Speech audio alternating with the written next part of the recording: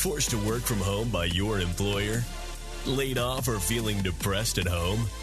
Do you want to make money working from anywhere? We'll show you how to do it from your couch. It's time for another episode of the Work From Home Show. Coming to you from their homes in Austin, Texas and Tampa, Florida, here are your hosts, Adam and Naresh. Hey everyone, welcome back to another episode of the Work From Home Show. I'm Naresh Vissa with Adam Schrader, and today we have another awesome guest for you. This is somebody who I've heard of. I've watched him play many decades ago, and I own his basketball cards, several of them. Actually, I don't know if I still have the cards, but I do remember in the 90s seeing his face on these basketball cards. I was a huge basketball card collector back in the day. Adam, did you ever collect sports cards, baseball cards, football cards? Baseball cards, absolutely. I didn't really watch any other sports growing up except baseball. I'm a huge baseball nut. Do you still have those cards? Oh, yeah, they're right behind me. Oh, wow. Yeah, see, I don't. Fortunately, I think those cards just disappeared. Probably were given away to charity or something. Somebody's very wealthy because of those cards. But anyway, we have on the show a former NBA center who has worked from home for more than 10 years now. And he's going to talk to us about kind of the transition, leaving the NBA. He made a good amount of money as a starting center and backup center in the NBA. And I used to watch him when he was with the Seattle Supersonics. Again, he was a starter and backup center for them in the 90s. His name is Jim McIlvaine, for those who want to know. Those who still have, I think, Jim, you were also an NBA Hang Time and a few other NBA games for those who own the N64s and Super Nintendos. But in any case, Jim, welcome to the Work From Home Show. Yeah, thank you for having me on. I think Live 95, and from that point forward through the 2001 season, I was on all the NBA games that had everybody, pinball machines, all that kind of stuff. Cool, awesome. Yeah, and the reason why I do remember you is because I grew up a Rockets fan, and the Rockets had Hakeem Olajuwon, who I would say probably one of the top 6 or 7 centers in NBA history. And I remember them throwing you out there to guard him. I mean, just kind of throwing you out. So how was that? There's a Twitter account the other day that posted some Hakeem highlights, and I retweeted it, and I said, because I've guarded a bunch of Hall of Fame centers, and he was the toughest. And, tougher than David Shaq, Robinson was really good, Shaq's good, Patrick Ewing, all those guys are great, but, man, Hakeem was a little bit, they listed him at 7 feet or whatever, but he was really like 6'9", but it didn't matter because he was so athletic, so explosive, great shot blocker. And when I'd guard him, he'd just pull me out on the floor, and he could shoot out the 3. He could put the ball on the floor, and he could do it with either hand. So it was hard for you to pick your poison with that. And then he could pass exceptionally well. So there really was no solution for guarding him. Because you send a double team, he'll beat the double team with a good pass. And you got to try to, not let him dominate you. And just, he's going to get his points. You just want somebody else to be the difference maker if you're not going to beat him. Yeah, well, I only started watching him at the end of his career. So he slowed down because he was so dependent on his footwork. He had the footwork of like a shooting guard. And so towards the end of his career, he started slowing down, getting knee injuries. And so I didn't get to see kind of the greatness. I've watched highlights of it, and I've heard all about it. But that's cool that you said that you thought he was the toughest guard over Shaq and Robinson and Ewing and all those people. But let's now transition. Let's talk a little bit about your transition, about your NBA career. You also had an illustrious college career. So talk a little bit about that and how you ended up 20 years later since retiring, how you ended up being a successful work from home worker. Well, I guess basketball was never really a passion for me. And my wife is 6'7", and she played on the national championship team for North Carolina, and she's kind of in the same situation I was. We're both really tall people and athletic, good at basketball, and we saw the opportunity it presented, and we wanted to take full advantage of it. So I knew basketball wasn't going to be a long-term career for me, like Joe Wolf, who also actually lives down the road from me here in Sheboygan, Wisconsin, and grew up in Wisconsin and played, I think, 11 years in the NBA and just finished up coaching in the G League. He was coaching Greensboro, the Swarm, and had a pretty long coaching career after he retired playing because he loves the game. That's what he likes doing. But that wasn't me. And I kind of had it in my mind that I was going to do something other than basketball. And Al McGuire was a famous coach who coached at Marquette and came in and talked to us periodically when I was in school, even though he wasn't the coach anymore. And he always made a point of trying to drive home that we should use basketball, not let basketball use us. So I took that to heart. And what I did was I tried to figure out how to parlay what I had achieved in basketball and the notoriety and all that into what I was really interested in, and that happened to be cars and automotive stuff. And so I was on internet message boards when they first started for the automotive space. I was on CamaroZ28.com probably 1998, and on road trips in the NBA, I'd just go on the board, and other guys would go out and drink, and I'd read about modifying cars because I had a 99 Z28, and then I had a 2002 SS Camaro, and I ended up meeting a magazine editor on those message boards because I knew the owners of the site, and the editor was on there posting things, and some of his stuff was pretty controversial, and they wanted to make sure he was a legitimate guy. And at the time, I was playing for the New Jersey Nets, and the magazine was based not far from my house in New Jersey, so I said I'd check him out. And we connected, and then he started reading some of what I was posting online and really liked my writing style and asked me if I wanted to write for the magazine he was working for at the time, which was GM High Tech Performance, focused on late model General Motors cars and trucks. And I said, I'd love to, but I don't know anything about cars. I went to Catholic school for 16 years, and we didn't have shop class. And he said he was selling appliances at Best Buy before he got the job. And I could start out doing feature coverage of cars that they it's kind of a who, what, where, why, when story. And then I could do event coverage. And I kind of stayed away from the tech stories in the early years and just kind of cut my teeth doing that. In fact, I started doing it while I was still playing in the NBA. I did a column called Cyber Cruising where I reviewed websites every month in the magazine, and I did the readers' rides. And then I think the first feature I did was Fred Dreyer, the former NFL player and star from Hunter, had a 9C1 Caprice Classic that he bought from the Rhode Island Highway Patrol and had it kind of modified to suit his liking. And that was the first feature I ever did. And I interviewed him over the phone. I took a ride in the car with his builder when I was out playing a game, in between a game between the Lakers and the Clippers when I was on a road trip. And I just kind of transitioned from basketball to doing more magazine work when I retired. And it kind of steamrolled from there. I ended up going to work for one of the magazine advertisers, Optima Batteries, as a lot of former editors for the magazines did at that time, and even more so now that they've cut out a bunch of the magazines. Wow. Well, a couple of things that you said, which I have some follow-up comments on. First off, I think you're definitely the first guest we've had coming to us from Sheboygan, Wisconsin.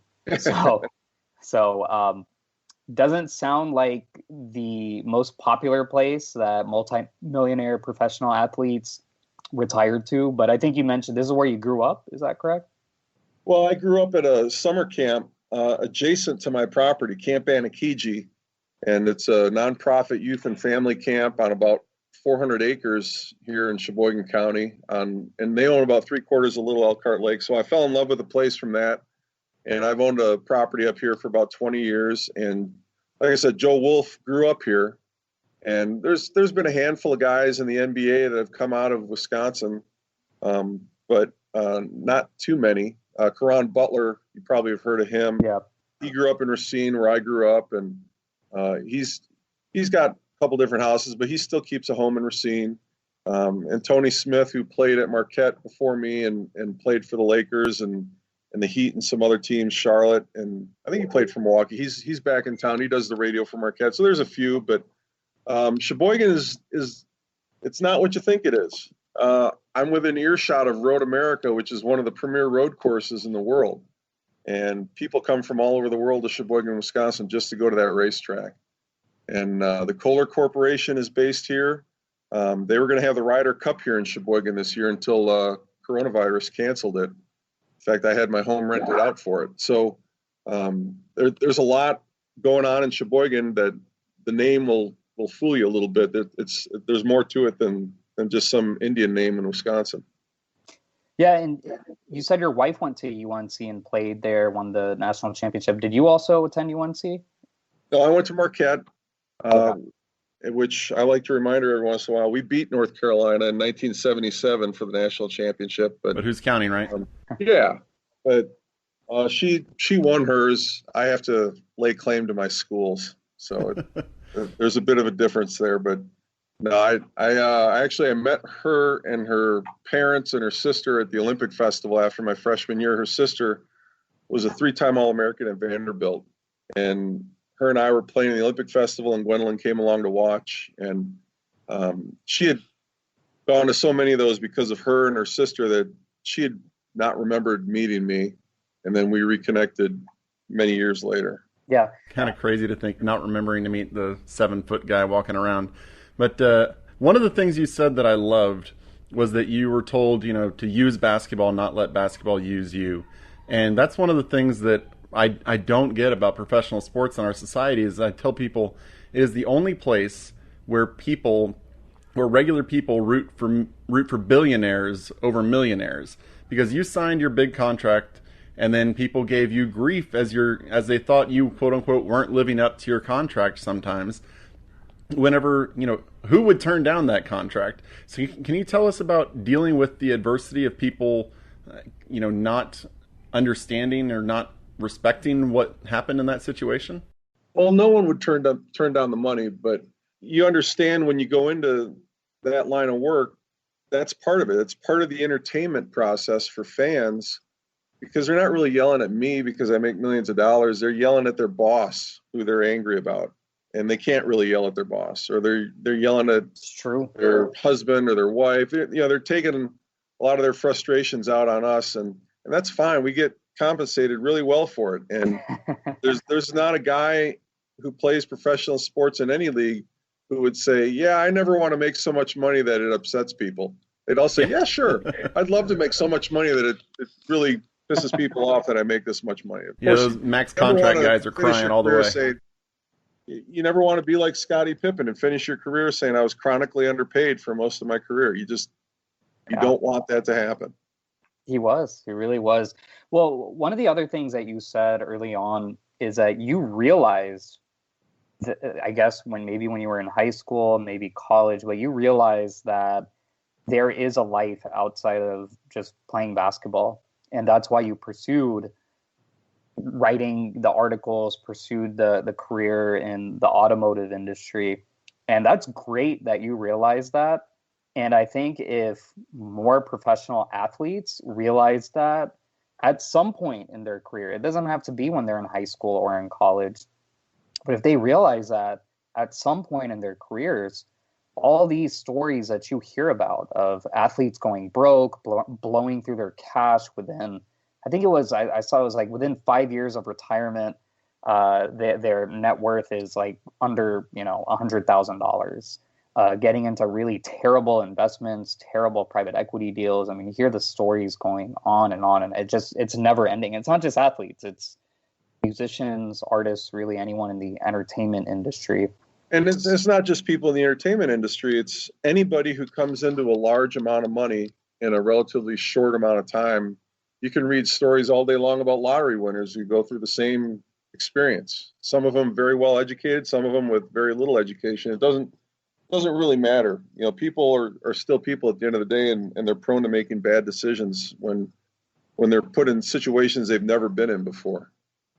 But I have a lot of respect, not just on the professional athlete side, but I think our regular listener can take away that just because you're doing something right now today doesn't mean that this is the same job function or this is the way that you're going to be making money 10, 15, 20 years down the road.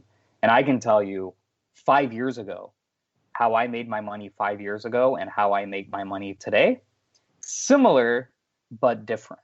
And 5 years from now, it could be completely different. And so I think it's just very important to adapt to what's going on in the world, the changes in our economy, the changes in technology. It's very important to adapt and not just assume, oh, I've got this great Wall Street job as a managing director making millions of dollars every year, and so I'm set for life. Or I've got this great job being a basketball player making tens of millions of dollars, or let's just say millions of dollars every year, so I'm set for life. Well, I think there's, in professional sports, there's a certain arrogance that kind of infects some people, and they lose their humbleness and they lose what helped them get to where they're at. And I tried not to do that. I probably have at times. But as we're on the working from home podcast, my daughter comes over and whispers in my ear. So I apologize. One of the perks and downsides of working from home. It is, yeah.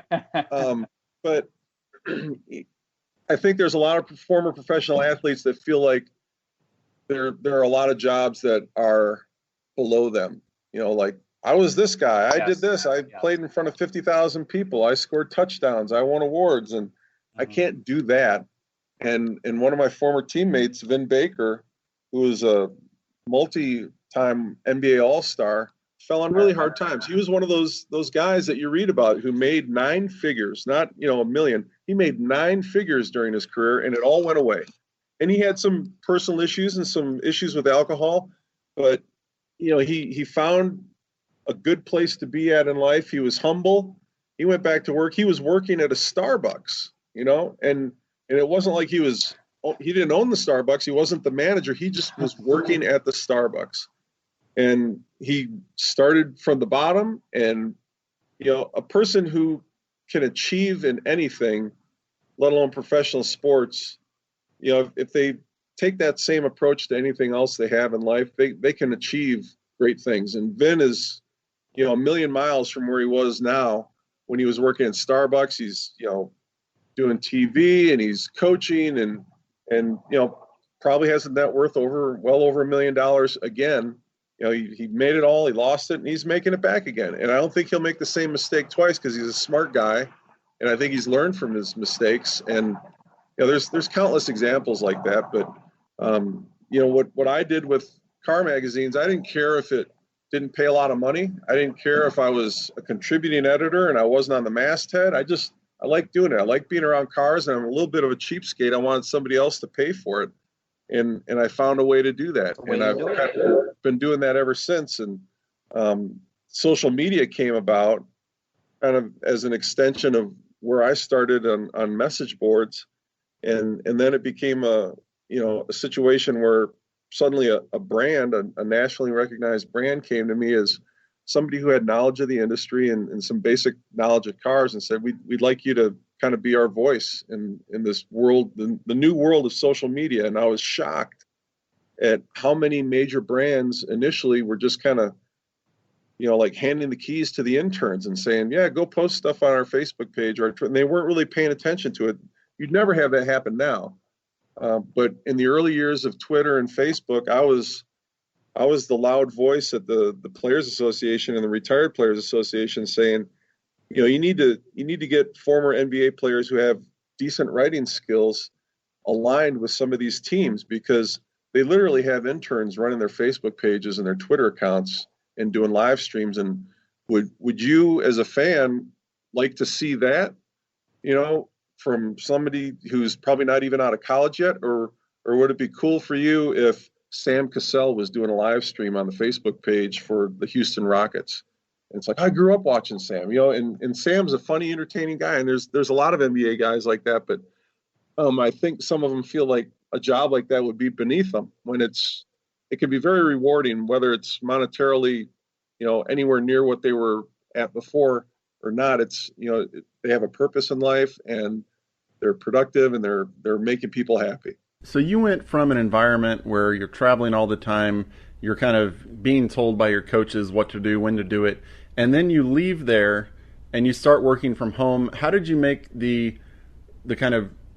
how do you work from home now, and how did you make the adjustment of setting your own schedule? Well, before I ever did it, I knew of a few people who worked from home, and I was just amazed by it because I thought, I don't know how you ever get anything done. You've got so many distractions. Like my daughter just came up a few minutes ago, or you're looking at, something in the yard that needs attention, or your wife asks you to come do something. I always thought you'd never get anything done. And once I started doing it, I found the opposite to be the case. I found that because I could work from home, because of so much of what I did was on my laptop right in front of me, it was hard to put up boundaries and say, I'm not going to start working before 8 o'clock. I'm not going to keep working after 4 o'clock or whatever it is. Cause we're all tied to our phones now. The phone rings at 6 o'clock at night. You're going to pick it up and talk to somebody because they're on the West Coast and it's only 4 o'clock there. So that's the biggest challenge I had was, where do you stop working and where do you start being a family person again? Because it's always just a few steps away sitting for you on your laptop. So, by nature of the car magazine business, the magazines at the time were based on the East Coast and the West Coast, and I was in the Midwest, and they had cars and they had events that needed coverage in the Midwest. So it worked out well. I just needed to find a quiet place in my home where I could get work done without interruption. And I'm on my porch right now. Sometimes I'm in bedroom, sometimes I'm in the living room. When I go down to Florida for the wintertime, sometimes I just sit out at the pool and in the shade and knock stuff out there. So it just, it depends. But that, the transition for me was not hard at all. It was, figuring out when to stop working because I found I'm a bit of a workaholic, and maybe that comes from my sports career. Well, that's the next question I was going to ask you. It's what did your sports experience and just athletics in general teach you about business and leadership? Well, there's a lot of leadership rolled into athletics because every team, whether it's regardless of what sport it is, you have a leader on the field, you have a leader and a coach, and you have players who lead by example and how they play. And so you see a lot of great examples of leadership, and you see some bad ones too. But I think what I drew away from sports, especially the years I was in Seattle with George Karl and the incredible staff that he had. Tim Gergerich is probably the best coach in basketball at any level. And he was one of his assistants, Terry Stotts and Dwayne Casey. And those guys all went on to be head coaches, successful head coaches. And Bob Weiss was a head coach. He had a great staff. And I was never more prepared for an opponent than when I played for the Sonics. Their scouting reports were thorough. They covered off on everything, but they didn't overwhelm you with information that you couldn't keep it, front of mind when you had to react in a split second. They told you what you needed to know, and you had it available to you when you needed it. And I think, promptness is something that gets hammered home in sports. So I hate being late. I always try to be early, and I always try to stay late, and attention to detail. Because when you pay attention to the small stuff, it's amazing how the big stuff falls in line. And I see so many examples in my work now where people just don't pay attention to detail, and it reflects poorly on them, or reflects poorly on the company they work for. And I'm a stickler for it. And, it drives me nuts when I make mistakes and I don't catch them right away. So the pursuit of perfection that you have in sports, I think, if you can carry that into the business world, it can serve you really well. So there are numerous of our readers there are several of our listeners out there who are wanting to make a shift from, they might not love their job right now, but they're worried about finding another job or finding their next passion. You left the NBA. You were a color analyst for Marquette, and now you decided to go about and do something else different there. How did you know, or how did you decide each time that now was the right time to make that transition? Well, when I left the NBA, I'd ruptured my left calf and partially tore my left Achilles. And I was a few weeks away from returning before the season ended. And the team was concerned. They already lost Jamie Fike, who had bone spurs, that they had to cut his Achilles to get at his bone spurs. And they said, you might never play again if we do that. And he said, I can't keep playing the way it is now. I have to. And he never played again. So I think they were worried that I would re-injure my Achilles and they'd be on the hook for my entire contract. So they offered me a buyout. And I was tearing something or breaking something every year and finishing up the season in a cast or under the knife. And I was offered what I considered a fair buyout. So I didn't make all the money that I signed that original contract for, but I made a good chunk of it. And it gave me an opportunity to walk away with good health and spending. We had joint meetings between the active players and the retired players in the summertime. And getting to see those retired players was like a window into your future. And I didn't want to play the game until I physically couldn't do it anymore, because I knew that would lead to a negative quality of life afterwards, where I was so banged up, I couldn't, go play with my kids and run around in the grass and water ski and snow ski and all the things that I had sworn off doing until my NBA career was over. So that seemed like the right time. The Marquette radio gig just kind of came along as George Thompson, who had done it before me, retired, and they asked me if I was interested in doing it. It was just kind of a side thing, and they paid me for it, but I would have done it for free. It was so much fun, because I didn't have to go to practices. I could just go to the games and really enjoy the games and still be in that world, but in it on my terms and without as much of the heartache. I never liked to see my alma mater lose, but it didn't, drag on with me like it did when I was a player. So that was nice. But I promised my wife when our older kids got out of high school, we'd move to Florida in the wintertime. And when they got out of high school, it was time to head south. So I told Marquette, unless you can figure out how I can broadcast the games in my underwear from my couch in Florida, I'm probably going to have to let somebody else do it. And so Tony Smith's doing the games now. So that transition was pretty evident. And now I'm in a place where I really like what I do. I've got a great boss. I don't know how much longer he's going to be there, but I enjoy what I do and want to do it for a while, but not forever. And you guys probably read those articles about the studies that say, people who retire at 55 live a lot longer and live a lot more enjoyable life than the people who retire at 65 or 75. And guys like Joe Paterno, who retire from his career as a football coach at Penn State and die almost the next day because that was his whole life. I don't want my life to be consumed by work. I want to see my older kids. I want to enjoy my younger kids growing up. I've put a lot of work in so far in my life, and I know I have more to do, but I want to enjoy some of it too, as much as I still enjoy the work. Yeah, just really, really good insight. And because as a viewer, we're able to see the players playing on the court, and they're forgotten. They retire and they're just completely forgotten. It's kind of strange how that happens. But now I believe you touched on this a little bit, but I guess we can get a little more clarity. So I guess now you're doing social media in the auto space. Is that what you're focusing on now?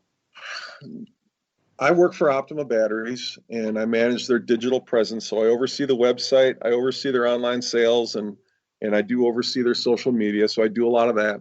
And one of the reasons I wanted to come on your show is because you guys talk about working from home. And one of the big pushes that I've made in social media as much as I can, and I've been on a bunch of the car talk radio shows saying the same thing, is as people are working from home, whether it's a temporary situation or a permanent situation going forward, they're not driving their cars as much. And one of the byproducts of that is their car batteries are getting discharged. Because anybody who owns a GM vehicle has OnStar on it probably. And OnStar connects to satellites. And just like if you're at the bottom of a basement in some big, steel and concrete building, your cell phone battery is going to get discharged quickly if it can't find a signal and it's searching for one.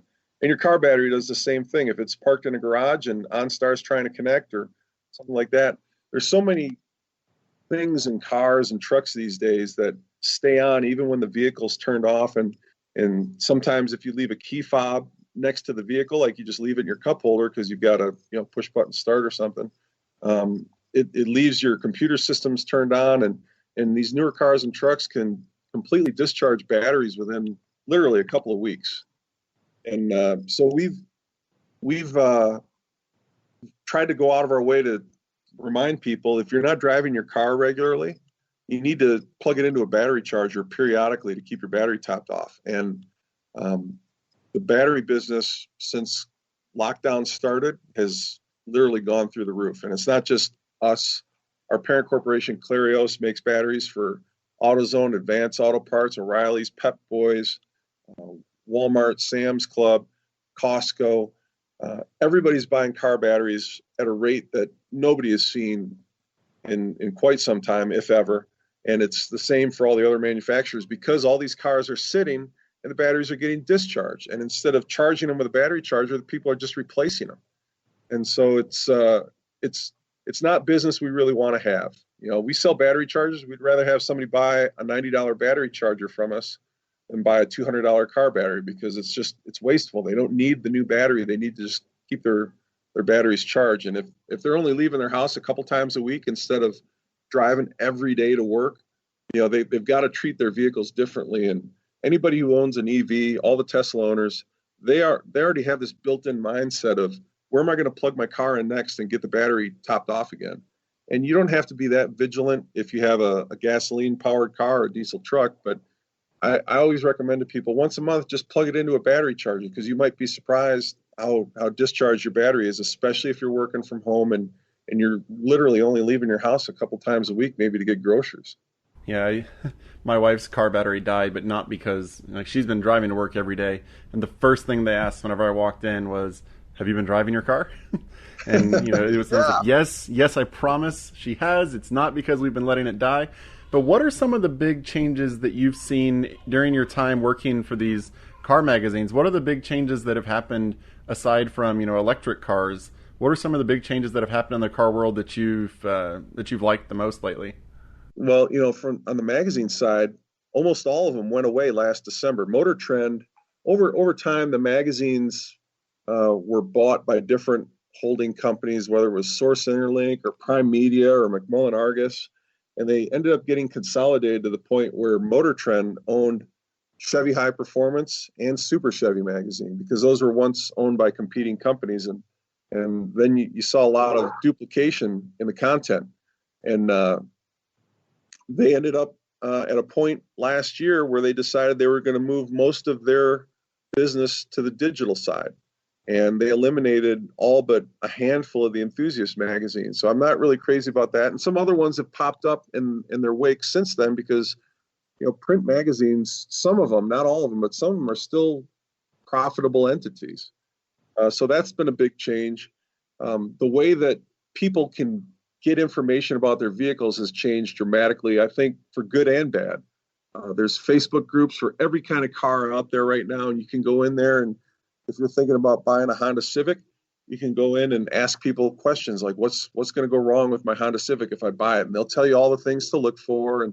And a lot of the information will be good. Some of it won't be good. You gotta be able to, figure out what's the good stuff and what's the not so good stuff. But there's been such an explosion in the way that information is shared that it only benefits people, because they're far more educated and knowledgeable today than they were 20 years ago when I started doing this stuff. And you really relied heavily on the magazines, and that was your only source of information, unless you talked to some people or went to an event and saw some things or saw a few things on TV. I mean, Motor Trend has their own TV channel. If you just want to watch car stuff all day, every day, you can do that. When I was a kid, there was CBS, NBC, ABC, and then Fox came along and we're like, wow, a new network. How about that? And Yeah, there's so many networks, nobody can keep track of them. So the final question I have for you is, what are your thoughts on the self-driving car?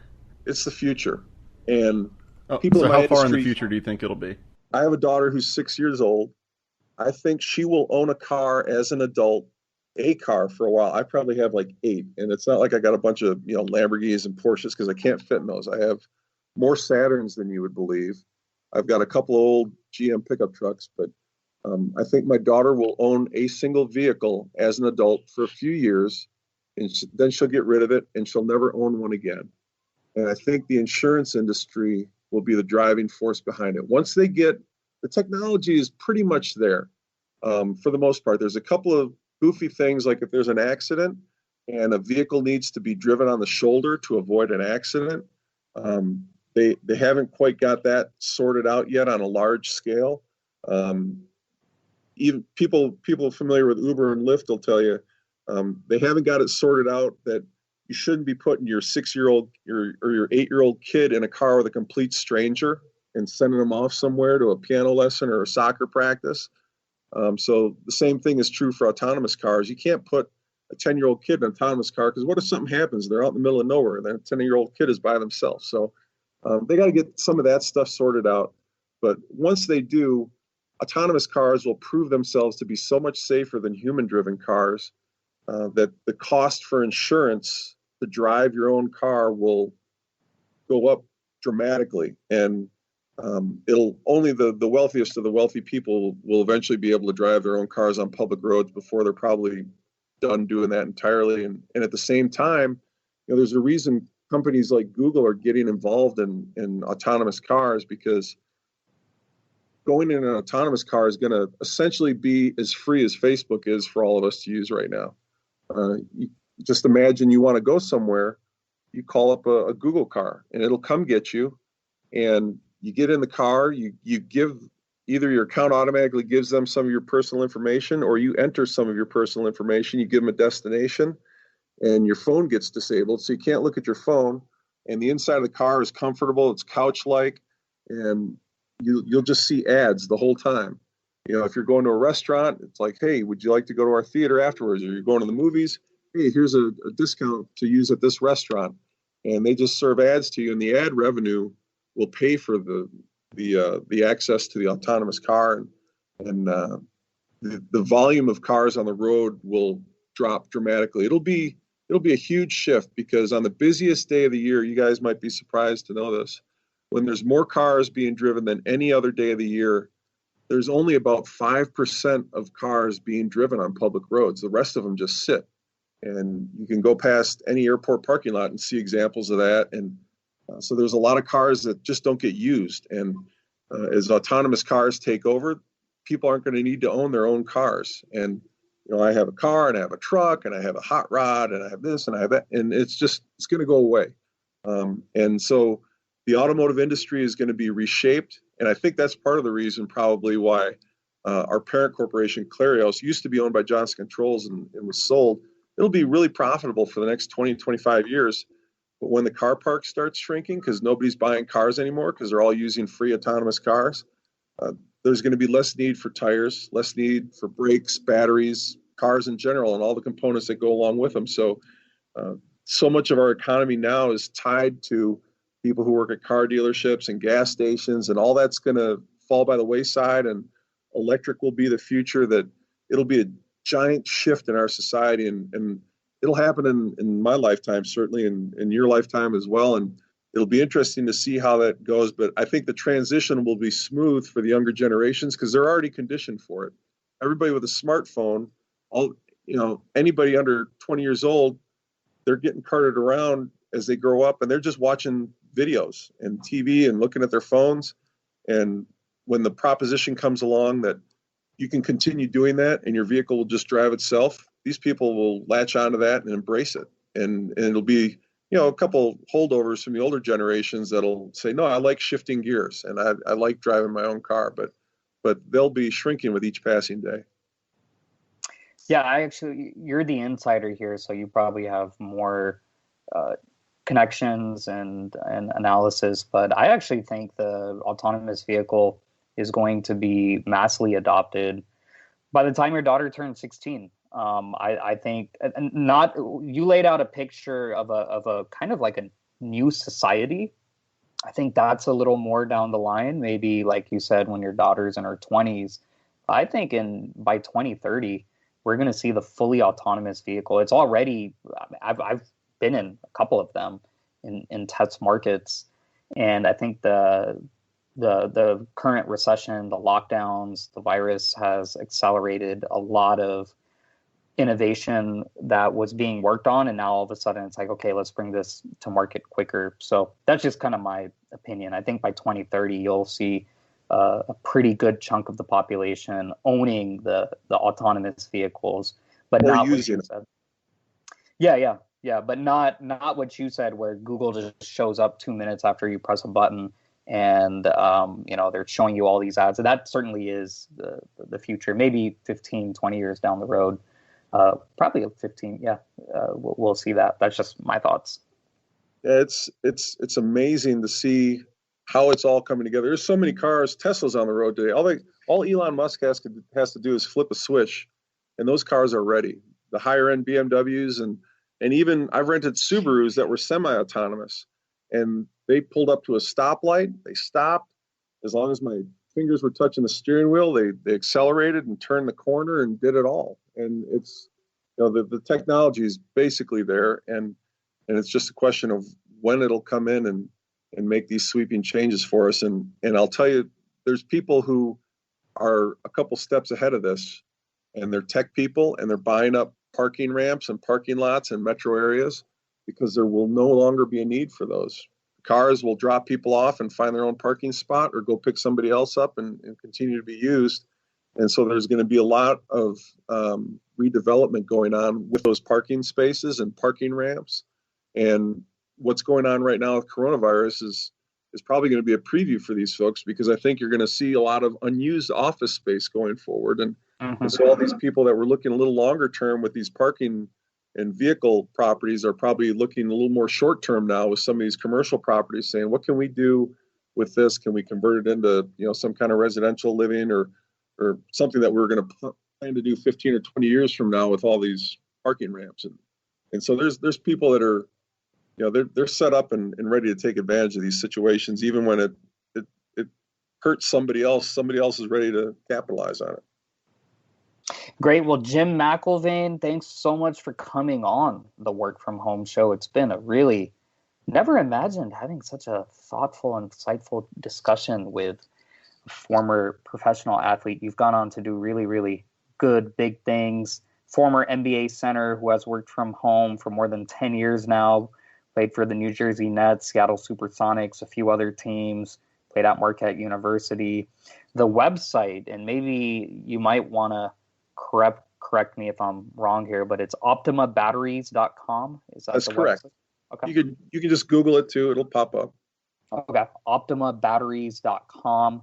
So check out Optima Batteries. I was kind of going through the site during this interview, and you got some really good products. Any final thoughts that you want to share with our listeners about anything at all? Well, again, going back to the whole reason I wanted to come on, please just charge your car battery. And car battery, you can get a car battery charger at any auto parts store, Kmart, Walmart, whatever retailers are still open. Amazon will drop one to your front door and charge your car battery. It'll save you a lot of headaches and a lot of trouble and make your life easier, especially if you work from home. If you work from home, make it just a part of your regular routine. Think about plugging your car in every time you come home and park it. That's, all the supercars sold today, the Porsches, the Lamborghinis, even the Corvettes, they all come with battery maintainers because the manufacturers know those vehicles don't get driven on a regular basis. So you don't need to be a supercar owner. If your vehicle's not going to get driven on a regular basis, you should really keep it on a maintainer. Yeah, good point. That's something we have not talked about at all. And it is very relevant to working from home because, as you mentioned, people aren't driving as much. And this is permanent. So good words of advice, Jim, to all our listeners. Check out our website. That's workfromhomeshow.com, www.workfromhomeshow.com. If you have any comments or questions that you want us to relay to Jim or to any of our previous guests, the email address is hello@workfromhomeshow.com, hello@workfromhomeshow.com. StudyAbroad.com. It's been a great interview, Jim. Thanks for coming on one last time. And to all of our listeners, until next time, keep on working from home.